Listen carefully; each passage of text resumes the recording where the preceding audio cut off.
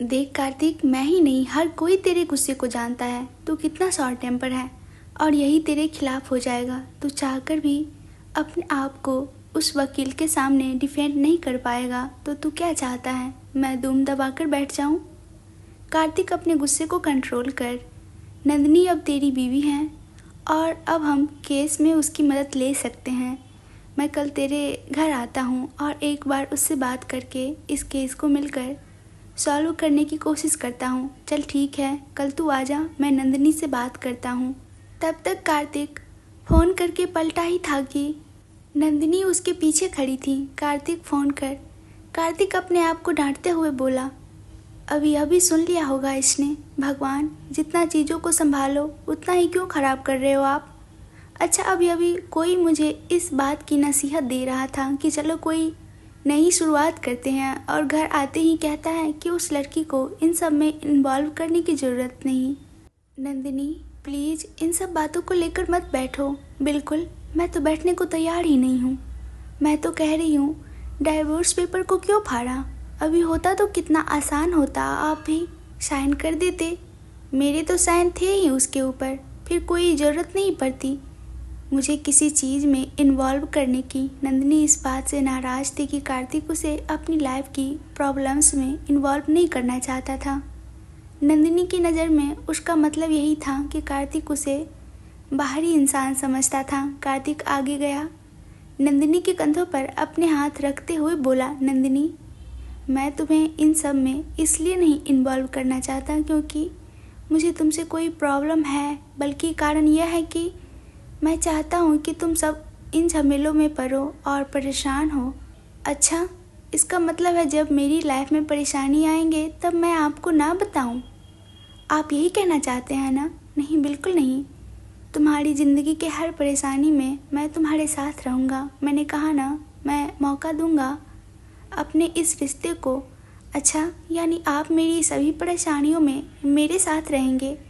मैं आपको अपनी परेशानियों में इन्वॉल्व करूं, लेकिन आप मुझे अपनी ज़िंदगी में इन्वॉल्व नहीं करेंगे। वाह मिस्टर कपूर, आपकी थिंकिंग गजब की है, और इस थिंकिंग के साथ आप इस कमरे में रहिए, मैं दूसरे कमरे में अपने बच्चों के साथ रहूँगी। नंदिनी आगे बढ़ अपना नाइट सूट लेकर वॉशरूम की ओर जाने लगी। कार्तिक उसके हाथ को पकड़ अपनी तरफ खींचता है। वह कुछ कहता तभी दरवाजे पर किसी ने दस्तक दी। कार्तिक और नंदिनी एक दूसरे की तरफ देखते हैं। फिर कार्तिक ने नंदिनी के हाथ को छोड़ दिया।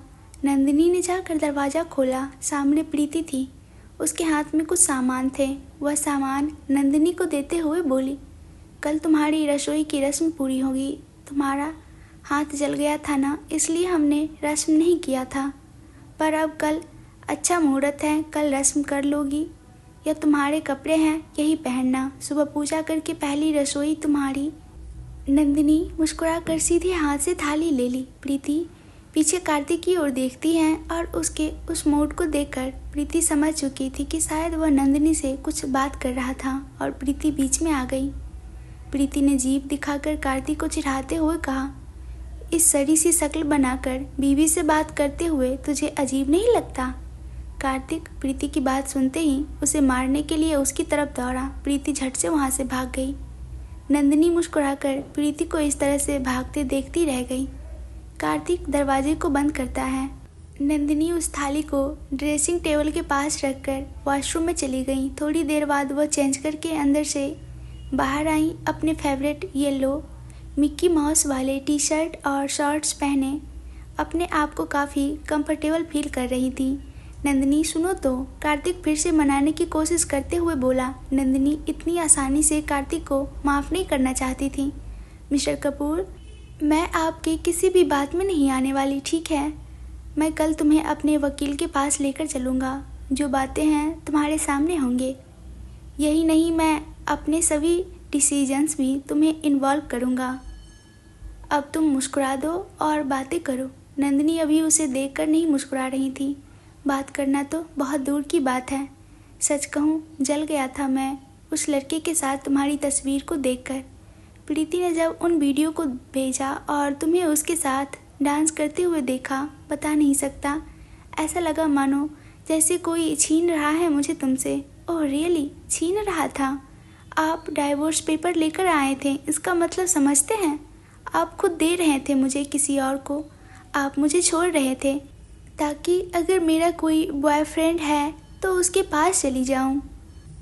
तो उसे छीनना नहीं कहते, उसे दान देना कहते हैं। कार्तिक अपनी आंखों को बंद कर फिर से अपने गुस्से को कंट्रोल करता है। जिंदगी में पहली बार किसी को मनाने की कोशिश कर रहा था। आज तक उसने अपने घर में अपने दोस्तों को किसी को भी इतना नहीं मनाया था। प्रीति के साथ उसकी दोस्ती में जाने कई बार झगड़े हुए होंगे, पर उन्होंने एक दूसरे को मनाने की ज़रूरत नहीं पड़ती थी। नंदिनी देखो, ऐसा नहीं है, मुझे लगा तुम किसी और को चाहती हो और मैं तुम दोनों के बीच में आ गया हूँ। मिस्टर कपूर इतने बेवकूफ़ नहीं है ना कि समझ ना आए कि एक लड़की आपसे खुद आगे बढ़कर कह रही है कि आपके साथ रहना चाहती हैं। ठीक है, मैं नहीं समझ पाया यह बात।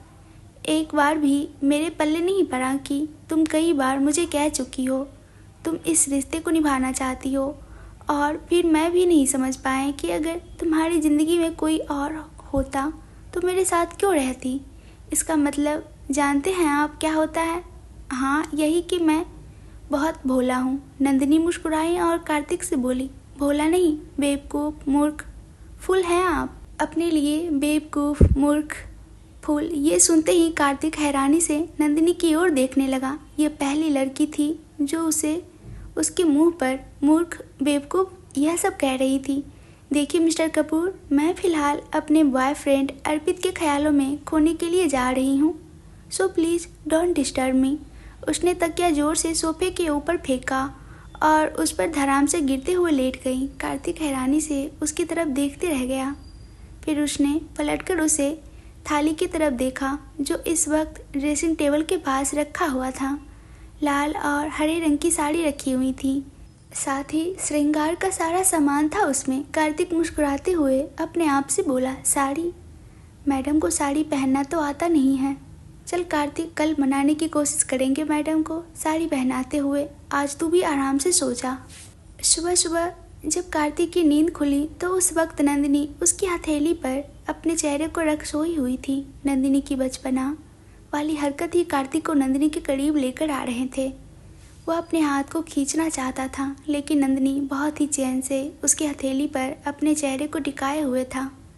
कार्तिक अपने दूसरे हाथ से उसके गाल को पकड़ थोड़ा सा खींचता है। नंदिनी कसमसाते हुए दूसरी तरफ करवट ले लेती है। कार्तिक उठा, एक नज़र नंदिनी को देखा जो कि अब तक करवट लेकर दूसरी तरफ सो चुकी थी। फिर पलटकर ड्रेसिंग टेबल पर रखे हुए उस साड़ी की थाली को एक यह सोचकर खुश हो रहा था कि नंदिनी तो साड़ी पहनना आता नहीं है, और फिर जिस तरह से उसने पहले भी उसे साड़ी पहनाई थी ठीक उसी तरह से आज भी उसे साड़ी पहनाएगा और उसे परेशान करके फिर से उसे मना लेगा। यही सोच वह अपना एक्सरसाइज करने चला जाता है। आज जिम में उसका मन नहीं लग रहा था।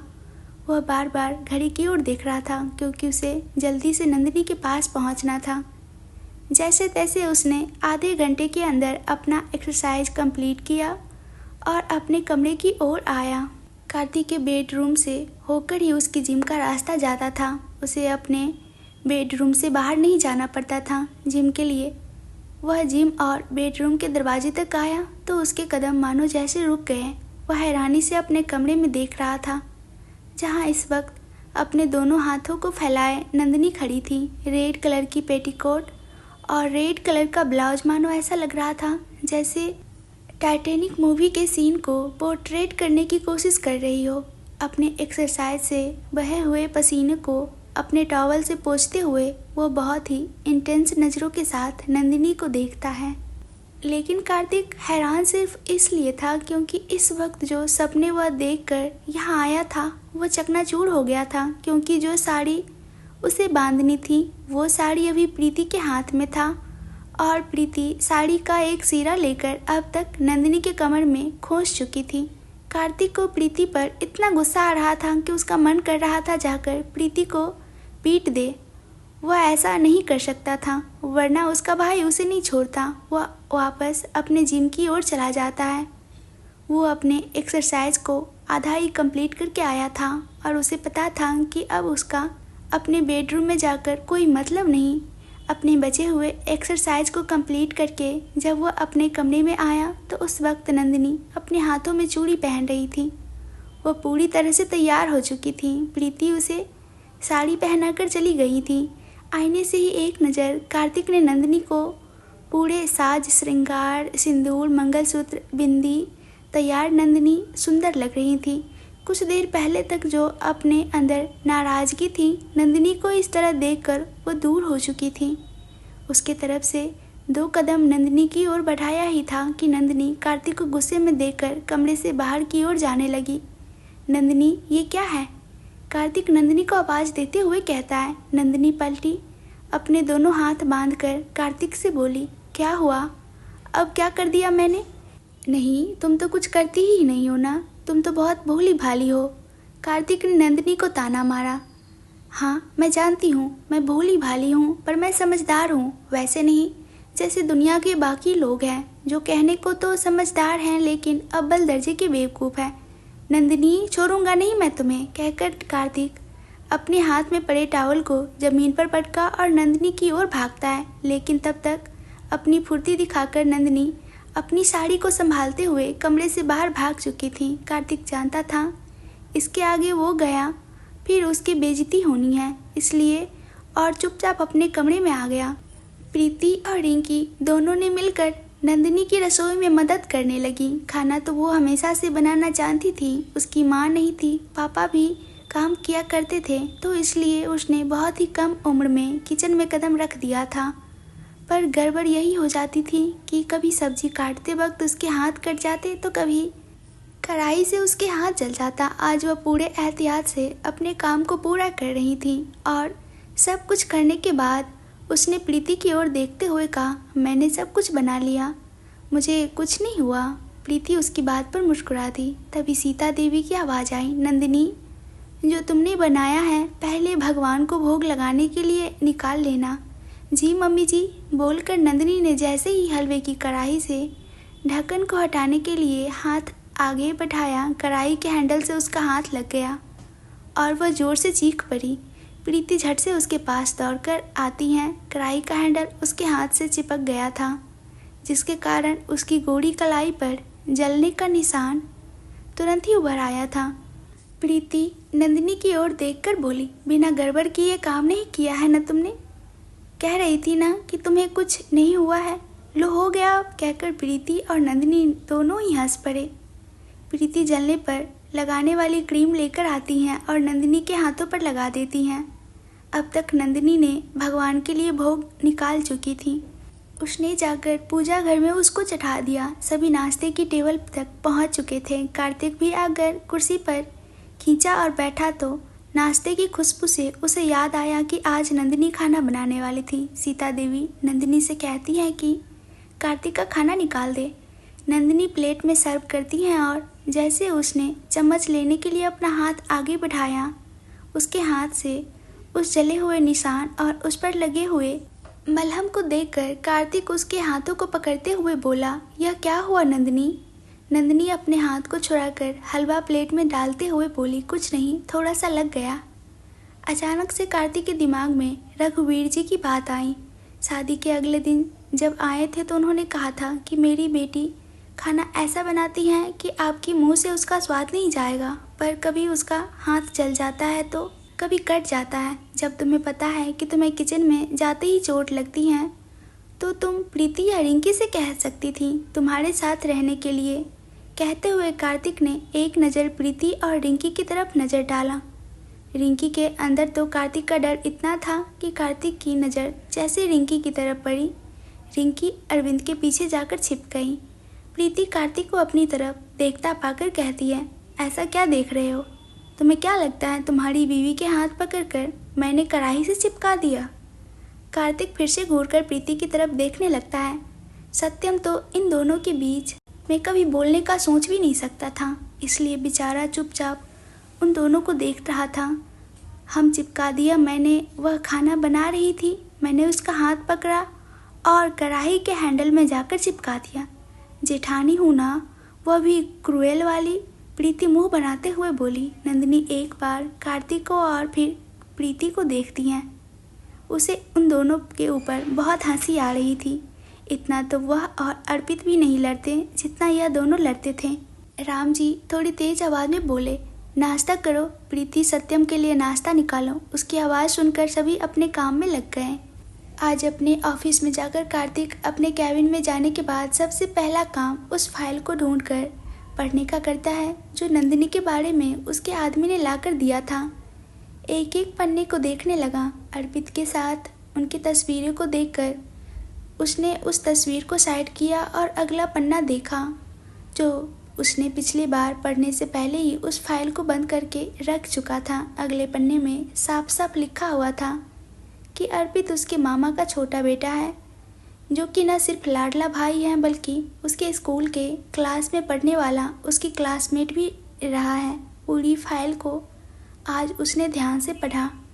नंदिनी की पसंद नापसंद सब कुछ। उसे खुद पर गुस्सा भी आ रहा था। उसके पास कितनी सारी बातें होती नंदिनी के साथ करने की, और झुनझुनवाला कॉलेज के फंक्शन में गया था कि उसे अभी भी याद है उस लड़की का उटपटांग सा सवाल। अगर उसने इस फाइल को पढ़ा होता तो उसे पता होता कि नंदिनी इस कॉलेज के स्टूडेंट थी। उसने फाइल को बंद किया, उन तस्वीरों को फिर से उस फाइल में लगाकर अपने ड्रॉअर पर रख दिया। फिलहाल 2 बातें उसके दिमाग में चल रही थी। पहला नंदिनी को मनाना और दूसरा अपने बच्चों की कस्टडी के लिए जो उनकी हियरिंग थी उसके लिए अपने गुस्से को शांत रखना। अपने बच्चों की कस्टडी के लिए कार्तिक हर तरह से योग्य था। बस जो चीज़ उसके खिलाफ जाती थी वह था उसका शॉर्ट टेम्पर और गुस्सैल होना। यह तो ऐसे कभी थी जो न सिर्फ बिजनेस वर्ल्ड में बल्कि उसके आसपास के सारे लोग जानते थे, और वह यह भी जानता है कि किसी को मोहरा बनाकर रंभा बच्चों की कस्टडी उसे लेना चाहेंगी। नंदिनी को आज वकील से मिलना था। कार्तिक ने उसे किसी होटल का एड्रेस देकर वहां बुलाया था। उस होटल में जब नंदिनी पहुंची तो कार्तिक पहले से उसका इंतजार कर रहा था। कार से निकलते ही कार्तिक नंदिनी की तरफ आया तो नंदिनी मुंह बनाकर आगे चलने लगी। कार्तिक उसके पीछे चलते हुए बोला, नंदिनी पहले ही कह चुका हूँ, इतना एटीट्यूड मैं नहीं बर्दाश्त करता। तुम्हारा इसलिए सह रहा हूँ क्योंकि गलती मैंने की है। अपनी गलती का पछतावा न हो, इतना बुरा इंसान नहीं हूँ मैं। यह देखो टपक रहा है। कहते हुए नंदिनी ने कार्तिक के चेहरे की तरफ इशारा किया। कार्तिक अपने चेहरे पर दोनों हाथ साफ करते हुए बोला, क्या? नंदिनी मुस्कुराकर उसकी आंखों में देखकर अपने चेहरे को उसके नज़दीक लाते हुए बोली, घमंड? आपका घमंड आपकी बातों से टपक रहा है। नंदिनी की बात सुनते ही कार्तिक मानो अंदर ही अंदर गुस्से से उबल पड़ा। उसका मन किया कि अभी नंदिनी को यहाँ पर दौड़ा दौड़ा कर मारे, लेकिन गुस्से में बस कार्तिक इतना ही बोल पाया, नंदिनी तुम सच में बच्ची हो, you are very irritating. Nandini अपने दोनों हाथ को बांध कर अपने सामने खड़े होकर बोली, इस इरिटेटिंग को पूरी ज़िंदगी आपको झेलना पड़ेगा। कार्तिक उसे देख रहा था और नंदिनी कार्तिक को देख रही थी। आ गए तुम दोनों? एक अजनबी आवाज़ आई। दोनों एक साथ आवाज़ की दिशा में पलटते हैं। सामने काले रंग के कोट पैंट में कार्तिक की उम्र का एक आदमी खड़ा था। वह नज़दीक आया। कार्तिक के गले मिलकर वह नंदिनी की ओर देखकर हाथ बढ़ाते हुए बोला, हे हाय, मेरा नाम मनीष है। मैं कार्तिक का दोस्त हूँ और उसका वकील भी। नंदिनी मुस्कुराकर उससे हाथ मिलाती तो कार्तिक ने तुम्हें बताया इस केस के बारे में? मनीष ने कहा। नंदिनी एक बार कार्तिक के चेहरे को अच्छी तरह से देखती हैं और फिर मनीष को कहती हैं, आपको पता ही है आपके दोस्त कितनी बातें करते हैं। मनीष मुस्कुराते हुए बोला, यानी मुझे सब बताना पड़ेगा? मनीष भी कार्तिक की तरफ देखते हुए बोला, जी हाँ बिल्कुल। क्यों जी, सही कहा ना मैंने? नंदिनी अपने बतीसी दिखाकर हंसते हुए बोली। मनीष आगे की तरफ हाथ दिखाता है तो नंदिनी उसके साथ चलने लगती हैं। मनीष नंदिनी को केस के बारे में हर एक डिटेल्स बताते हुए अंदर की तरफ जा रहा था और कार्तिक उन दोनों के पीछे ऐसे चल रहा था मानो जैसे वह दोनों उसे पहचानता ही ना हो, उन दोनों के लिए अजनबी हो। अपने कमरे में आकर तीनों आमने सामने कुर्सी पर बैठ जाते हैं। टेबल पर फाइल को रखकर मनीष केस के बारे में और बहुत सारी जानकारी नंदिनी को बताता है। नंदिनी हर एक बात को बहुत ही ध्यान से सुन रही थी। कार्तिक उसके इंटरेस्ट को नोटिस कर सकता था। कार्तिक देख सकता था कि नंदिनी बच्चों की कस्टडी के लिए सच में इंटरेस्टेड थी, क्योंकि कार्तिक को यह सारी बातें पहले ही पता थी। वह चुपचाप बैठे हुए उन दोनों की बातें करते सुन रहा था। छोटी बड़ी हर जानकारी नंदिनी को कुछ घंटे में ही मनीष ने बता दी, ताकि कल को अगर कोर्ट में कभी कुछ पूछा जाए, कोई बात हो, तो नंदिनी उन सब चीज़ों से अनजान ना रहे और उनका केस कमज़ोर ना हो। मनीष से बात करते करते ही नंदिनी अपने मोबाइल पर कुछ मैसेज भी सेंड कर रही थी। कार्तिक देख सकता था।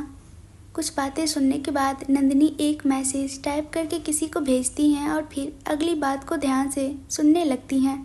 तकरीबन 3-3.5 घंटे चले इस मीटिंग के बाद नंदिनी होटल रूम से बाहर निकली तो कार्तिक उसे घर छोड़ने की बात करता है। तभी मनीष आगे आते हुए बोला, तू कहाँ जाएगा? तू एक काम कर, ऑफिस चला जा, मैं नंदिनी को छोड़ देता हूँ, ठीक है? नंदिनी मुस्कुराकर हाँ में अपना गर्दन हिला देती हैं। कार्तिक नंदिनी को कार में जाकर बैठने के लिए कहता है। नंदिनी कार की ओर बढ़ती हैं। मनीष उसके पीछे जाता उससे पहले ही कार्तिक मनीष के शर्ट को पकड़कर अपनी तरफ खींचते हुए कहता है, यह नंदिनी क्या लगा के रखा है? हाँ, भाभी है तेरी। भाभी? नंदिनी भाभी बोल यार, बहुत छोटी है, कैसा लगेगा उसे भाभी कहूँगा तो? वह बेचारी भी एम्बेरस हो जाएगी, कहकर अपने शर्ट को छुड़ाता है। कार्तिक फिर से उसकी शर्ट को पकड़कर अपनी तरफ खींचते हुए कहता है, बीवी है मेरी तो मेरी बीवी तेरी भाभी होगी ना, और नहीं तो दीदी बोल दे, वो भी चलेगा। तुझे जलन हो रही है मुझसे? कार्तिक उसके शर्ट को छोड़कर 2 कदम पीछे जाते हुए बोला, जलन? मुझे जलन? कार्तिक कपूर किसी से नहीं जलता। मनीष मुस्कुराते हुए बोला, मैं भी यही समझ रहा था आज तक। कार्तिक कपूर किसी से नहीं जलता, लेकिन आज मैंने यह देख लिया। मनीष एक्टिंग करते हुए अपने कानों पर हाथ रखकर ऊपर देखकर आसमान की तरफ देखते हुए कहता है, हे भगवान, यह आज मैंने क्या देख लिया? कार्तिक कपूर मुझसे जल रहा है। मनीष पलटकर गाड़ी की ओर देखता है और फिर कार्तिक की ओर। Nandini, no no no Nandini भाभी मेरा इंतजार कर रही हैं, कहकर मनीष जैसे ही गाड़ी की ओर जा रहा था, कार्तिक उसके कोट को पीछे से पकड़कर दूसरी गाड़ी की तरफ इशारा करते हुए बोला, तू उससे जाएगा, मैं इससे, लेकिन वो मेरी गाड़ी है, उससे मैं ही जाऊंगा। ड्राइवर के साथ तेरी गाड़ी भेजकर अपनी गाड़ी मंगवा लूँगा, कहकर मनीष के कार में जाकर बैठ गया। नंदिनी पहले से कार में बैठी हुई थी। कार्तिक को अंदर आकर बैठा देख नंदिनी हैरान होती हैं, मनीष जी, मेरा मतलब मनीष जी कहाँ हैं? कार्तिक कार के दरवाजे को बंद करता है। नंदिनी से कहता है, तुमसे उम्र में 15 साल तो बड़ा होगा, तो अगर तुम उसका नाम ना लो तो ज़्यादा बेहतर नहीं होगा? तुम उसे भैया बुला सकती हो, वह मुझसे 15 साल बड़े होंगे। नंदिनी हैरान होकर अपनी आंखें बड़ी कर बोली।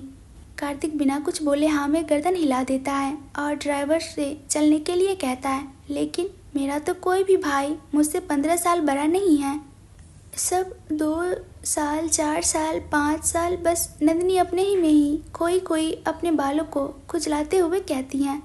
कार्तिक डैशबोर्ड पर रखे हुए पानी की बोतल को लेकर खोलता है और पानी पीने लगता है। नंदिनी झट से सीट पर कार्तिक की तरफ मुड़ते हुए बोली, मैं उन्हें अंकल बोल दूँ? कार्तिक जो अभी पानी पी रहा था, उसके मुंह से पानी का फव्वारा बाहर आ गया। वह लगातार खांसे जा रहा था। कार्तिक को समझ नहीं आया कि क्या कहे। वह बुरी तरह से खांस रहा था। नंदिनी झट से घुटने के बल पर सीट पर जाकर उसके पीठ को धीरे धीरे सहलाने लगी, पूरी कोशिश कर रही थी कार्तिक को आराम मिले। कार्तिक ने नंदिनी की तरफ देखा। कार्तिक की आंखें लाल हो गई थीं और उसका चेहरा भी लाल हो चुका था। कार्तिक अपने हाथों से इशारा करके उसे बैठने के लिए कहता है तो नंदिनी छोटा मुंह बनाकर कहती हैं, अब आप ठीक है ना?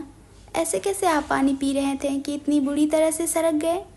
कार्तिक बोतल को बंद करके कार की सीट पर फेंकते हुए कहता है, नंदिनी अपने हस्बैंड के दोस्त को अंकल कौन कहता है? नंदिनी बोली, आप ही तो कहा वो मुझसे 15 साल बड़े होंगे, तो 15 साल बड़ा तो कोई मेरा भाई नहीं है।